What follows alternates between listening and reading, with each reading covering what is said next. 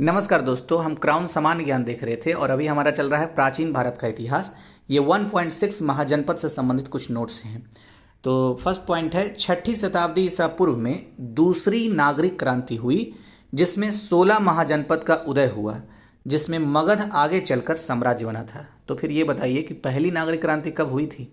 Comment box में बताइएगा, नहीं तो नेक्स्ट वीडियो के लिए इंतजार कीजिए। खैर, तो अंगुत्तर निकाय जो कि बौद्ध साहित्य है एवं भगवती सूत्र जो कि जैन साहित्य है में 16 महाजनपद की जानकारी दी गई है। तो पहला है काशी। काशी के बारे में क्या है? वर्तमान वाराणसी एवं उसका समीपवर्ती क्षेत्र काशी महाजनपद कहलाता था। इसकी राजधानी वाराणसी थी, जो अभी वर्तमान में प्रधानमंत्री मोदी का संसदीय क्षेत्र है, जो कि वरुणा एवं 80 नदियों के बीच में थी। तो वरुणा नदी और 80 नदी के बीच में वाराणसी था, अभी भी शायद होगा, पता नहीं। अंग दूसरा महाजनपद था अंग। इसके अंतर्गत भागलपुर एवं मुंगेर जो कि बिहार में है के क्षेत्र आते थे। इसकी राजधानी चंपा थी, तो अंग की राजधानी चंपा, ऐसे ध्यान रखना है। एवं शासक ब्रह्मदत्त था। बाद में बिंबिसार ने अंग को मगध में मिलाया। तीसरा है कौशल। इसके अंतर्गत फैजाबाद जो कि उत्तर प्रदेश में है का क्षेत्र आता है। इसकी राजधानी श्रावस्ती थी। ये फैजाबाद वही है जो अभी अयोध्या के नाम से जाना जा रहा है, क्योंकि जिला का नाम बदल दिया गया है, अयोध्या कर दिया गया है। तो कौशल इसके अंतर्गत फैजाबाद का क्षेत्र आता था। इसकी राजधानी श्रावस्ती थी। सरयू नदी इसे दो भाग में बांटती थी, उत्तरी कौशल जिसकी राजधानी थी श्रावस्ती, और दक्षिणी कौशल जिसकी राजधानी थी कुशावती। कुशावती को ही सहेत महेत भी कहते हैं। प्रसेनजीत यहाँ का प्रसिद्ध शासक था। फोर्थ है वत्स। ये आधुनिक इलाहाबाद एवं कौशाम्बी जिला इसके अंतर्गत आता था। किसके अंतर्गत? वत्स के अंतर्गत। और वत्स की राजधानी थी कौशाम्बी। अवंती महाजनपद ने वत्स को अपने साम्राज्य में मिला लिया था। नेक्स्ट है मगध। यह वर्तमान पटना और आसपास के क्षेत्र का सम्मेलन था इसमें, हाँ, के जिले अवस्थित थे। इसकी राजधानी ग्रीवरज, ग्रीवरज का मतलब राजगीर थी। यहाँ पर सबसे पहले हर्यक वंश का शासन था। और नेक्स्ट है बज्जी। तो यह 8 राज्यों का संघ था। यह एक गणतंत्र महाजनपद था। इसका एक प्रमुख संघ लिच्छवी था, जिसकी राजधानी वैशाली थी। और लिच्छवी आपको पता है ना, विश्व में किस चीज़ के लिए जाना जाता है? लोकतंत्र के लिए। तो मल्ल भी एक गणतंत्र महाजनपद था, जो आधुनिक गोरखपुर एवं देवरिया जिलों में अवस्थित था। कुशीनगर यानी कुशावती यहाँ की राजधानी थी। मत्स्य इसका विस्तार आधुनिक राजस्थान के कुछ क्षेत्रों में था। इसकी राजधानी विराटनगर थी।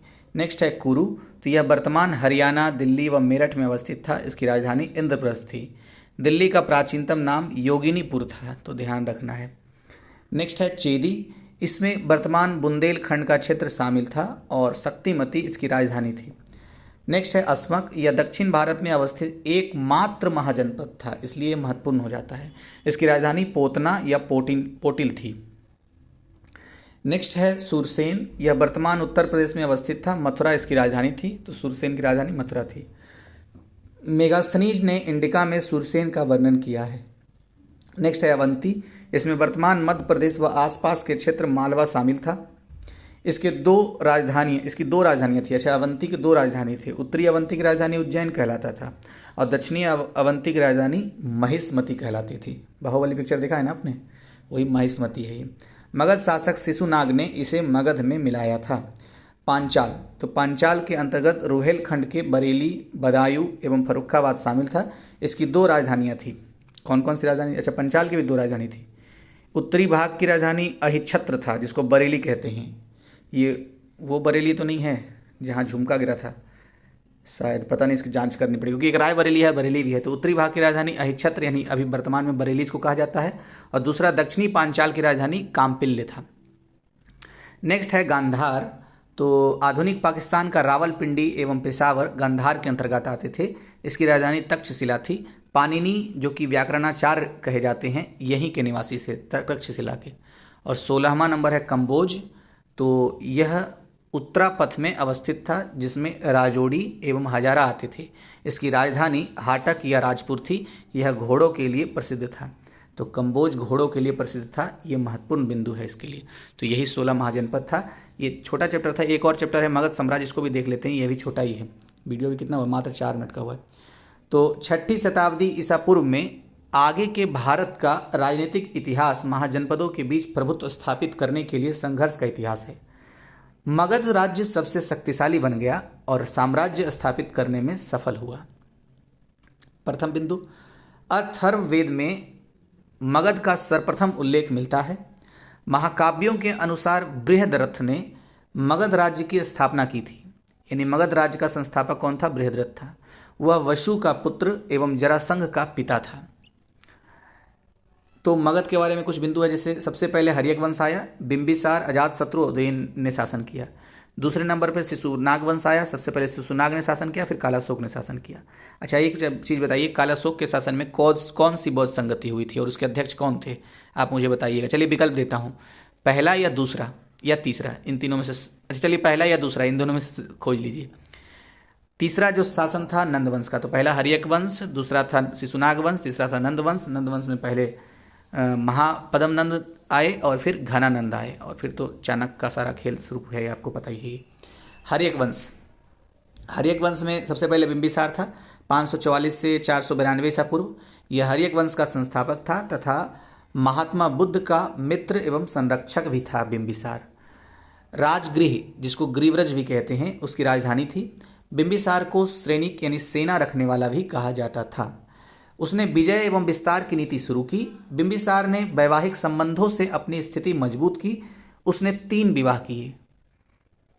क्या है आगे? प्रथम जो विवाह किया था बिंबिसार ने, वो उनकी पत्नी थी महाकोसला देवी, जो कोसल राज्य की पुत्री एवं प्रसेनजीत की बहन थी। इस विवाह से काशी दहेज में मिला था बिंबिसार को, वही काशी जो अभी वाराणसी के आसपास का क्षेत्र है। दूसरी पत्नी थी लिच्छवी गणराज्य के शासक दूसरी पत्नी लिच्छवी गणराज्य के शासक चेटक की पुत्री चिल्लाना थी, जिसने अजातशत्रु को जन्म दिया था। आगे है तीसरी रानी मद्र कुल की राजकुमारी क्षेमा थी। तो ये 3 विवाह बिंबिसार ने किया था। इन विवाहों के फलस्वरूप, अच्छा, ये 3 विवाह से एक चीज ध्यान रखना है, अजातशत्रु किन से पैदा हुए थे? तो लिच्छवी गणराज्य की शासक जो थे चेटक की पुत्री चिल्लाना से पैदा हुए थे अजातशत्रु। यही बाद में फिर राजा बनते हैं। तो इन विवाहों के फलस्वरूप मगध पश्चिम एवं उत्तर की ओर फैला और बिंबिसार ने अंग के शासक ब्रह्मदत्त की हत्या करके उसे मगध में मिला लिया। बिंबिसार ने अवंती नरेश चंड प्रद्योत से युद्ध किया, किंतु अंत में दोनों दोस्त बन गए। और जब प्रद्योत को पीलिया रोग हुआ तो बिंबिसार ने ही अपने राजवैद्य जीवक को उज्जैन भेजा था। तो ये लाइन कई बार मतलब क्वेश्चन में आया हुआ है। अब दूसरा देखते हैं अजातशत्रु से। तो 492 से 460 ईसा पूर्व तक इनका काल रहा है, शासनकाल। और अजातशत्रु अपने पिता बिंबिसार की हत्या करके शासक बना था। उसे कुनिक भी कहा जाता है। उसने कौशल एवं वैशाली को पराजित कर मगध में मिलाया। वैशाली के युद्ध में अजातशत्रु ने महाशिला कंटक एवं रथ मूसल जैसे हथियारों का प्रयोग किया था। तो ये महत्वपूर्ण है, जिसको ध्यान रखा जाना चाहिए। अजातशत्रु ने वैशाली का युद्ध जो किया तो महाशिला कंटक और रथ मूसल जैसे हथियारों का प्रयोग किया था। उसका मंत्री था बरस्कार, काफ़ी सहायक सिद्ध हुआ था। आगे, अवंती के खतरे का सामना करने के लिए अजातशत्रु ने राजगीर की किलेबंदी करवाई। प्रथम बौद्ध संगीति का आयोजन अजातशत्रु के काल में हुआ है। और मैंने आपसे क्वेश्चन पूछा था, कालाशोक के शासनकाल में कौन सी बौद्ध संगीति हुई थी? तो उदयन का काल रहा है 460 से 444 ईसा पूर्व तक का। उदयन ने पाटलिपुत्र को मगध की राजधानी बनाया था। तो क्वेश्चन ये डायरेक्ट पूछा जाता है कि पाटलिपुत्र को सबसे पहले मगध की राजधानी किसने बनाया? तो उदयन ने बनाया था। उसने पटना में गंगा एवं सोन के संगम पर एक किला बनवाया था। इस वंश का अंतिम शासक था नागदशक। किस वंश का? हर्यक वंश के बारे में पढ़ रहे थे ना। हर्यक वंश का सबसे अंतिम शासक कौन था? नागदशक। अब दूसरा आता है शिशुनाग वंश, जिसका शासनकाल रहा है 412 से 345 ईसा पूर्व तक। सबसे पहले शिशुनाग है 412 से 394 ईसा पूर्व तक। शिशुनाग जो नागदशक का अमात्य था, ने नागदशक को अपदस्थ करके शिशुनाग वंश की स्थापना की थी। उसने वैशाली को मगध की राजधानी बनाया। शिशुनाग ने अवंती को मगध साम्राज्य में मिलाया था। अब दूसरा है कालाशोक, जिसका शासनकाल 394 से 366 ईसा पूर्व तक रहा है। इसने पाटलिपुत्र को पुनः मगध की राजधानी बनाया। तो पाटलिपुत्र को पुनः अगर ये शब्द जोड़ दे तो फिर यहाँ पर उदयन नहीं उसका आंसर होगा, फिर कालाशोक हो जाएगा। और सिर्फ पूछे कि पाटलिपुत्र की राजधानी सबसे पहले किसने बनाया तो उदयन ने, और अगर पुनः किसने बनाया तो फिर कालाशोक ने। द्वितीय बौद्ध संगीति कालाशोक के काल में आयोजित हुई थी। तो अब आपको आंसर मिल गया होगा। नंदीवर्धन इस वंश का अंतिम शासक था। अब है नंद वंश 344 ईसा पूर्व से 322 ईसा पूर्व। सबसे पहला शासक है महापद्म नंद, जिसका समय काल रहा है 344 से 334 ईसा पूर्व तक। नंद वंश का संस्थापक ही महापद्म नंद था और इसने कलिंग को मगध में मिलाया। विजय स्मारक के रूप में वह कलिंग से जिन की मूर्ति उठा लाया था। उसने अपने को एक राट कहा है। किसने अपने को एक राट कहा है? महापद्म नंद ने।